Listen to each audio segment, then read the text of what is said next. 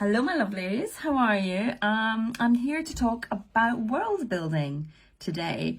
Often we think about world building as it's only for science fiction writers or fantasy writers, where you're creating a whole new world that doesn't exist. Haha, but you would be wrong. We all need to think about world building. It doesn't matter whether we're writing historical, we're writing modern present day, or we're writing future, this world or the outer world. We all need to create a world in which our characters live. And we need to create that on the page. We all have it in our heads. But we need to create it on the page so that our reader can come in and be with us and follow along and visualize what's going on in the story along with us. So I always encourage people, just start with the basics. You know, a lot of people worry, particularly sci-fi fantasy writers, worry that they've got to have the whole Bible written before they start doing the manuscripts. Not at all, not at all. I very much believe in the fact that you only include what's necessary. So start with the basics, you know, as you're writing your prose, as you're writing the manuscript, bring in the bits and pieces that you need. Bring in the important buildings that there might be, the important streets that there might be, any technology that your character needs to use. And that includes, you know, historical. It might be that your book is set just as the telephone is coming in. So that is a bit of technology that would come in. Or maybe, I'm thinking of Sarah Waters here, and she talked, her book was set just around the First World War, and she was talking about early refrigeration and how they had this ModCon icebox. It wasn't a fridge that we know, it was a hole in the wall, but it was cold and it was considered to be a ModCon.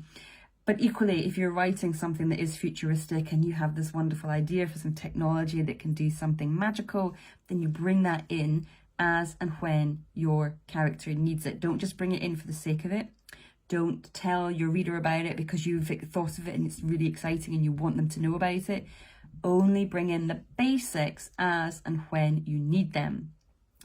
And as you go through the story and as it becomes more complex, and as your character moves from place to place, then you'll bring in these new settings, you'll bring in the new environments in which they're in, or the new technology, or the new languages that they need to use. Only tell your reader what they need to know, and that will be enough for them to kickstart their own imagination and start filling in the blanks of this world that you're creating. Now, one thing you can do around the kind of idea of the story Bible is, as you are introducing new places, place names, new people names, new languages, new technology, you can then start to build your story Bible as you're going along. You don't need to do it ahead of time. You do it as you're writing.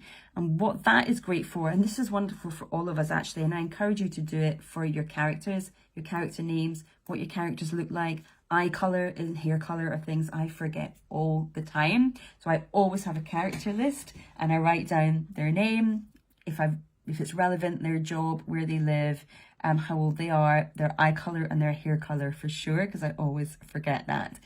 And what that allows you to do is it gives you consistency throughout. You can easily refer to this story Bible just as you're going along to make sure that you've got consistency. Because no matter if you're writing a standard size novel or an epic fantasy novel, you don't want to have to go through and check all of those later. How much simpler to do it, just keep it correct as you go along. And it's a really simple thing to do.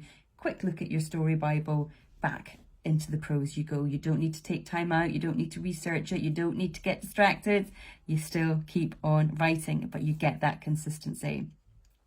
So those would be my three really tips for that. You know, you bring in what you need as and when you need it. So bring in the world building elements as and when you need them, not because you thought of them and they're a great idea and you want to squeeze it in, but because it's relevant and pertinent to the story and your reader needs to know about it.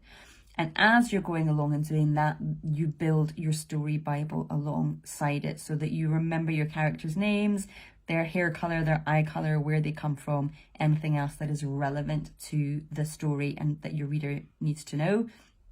And then the third tip then is that gives you the consistency that you need. And so you don't have to go back at the end in the revision phase and try and figure out, oh my goodness, what's going on. So really nice way to start your world building. You know what it looks like in your head. You've just got to make sure you get the key bits, the important bits, the relevant bits down on paper so that your reader can see it and then create it and imagine it alongside you. If you've got any tips for world building, do share them below. These are just a few to get you started. What are other ones that you find to be very useful? And is a story Bible good for you, whether you're writing sci-fi, fantasy, or anything else? Do you find a story Bible useful? All right, let me know below and I'll see you soon. Bye.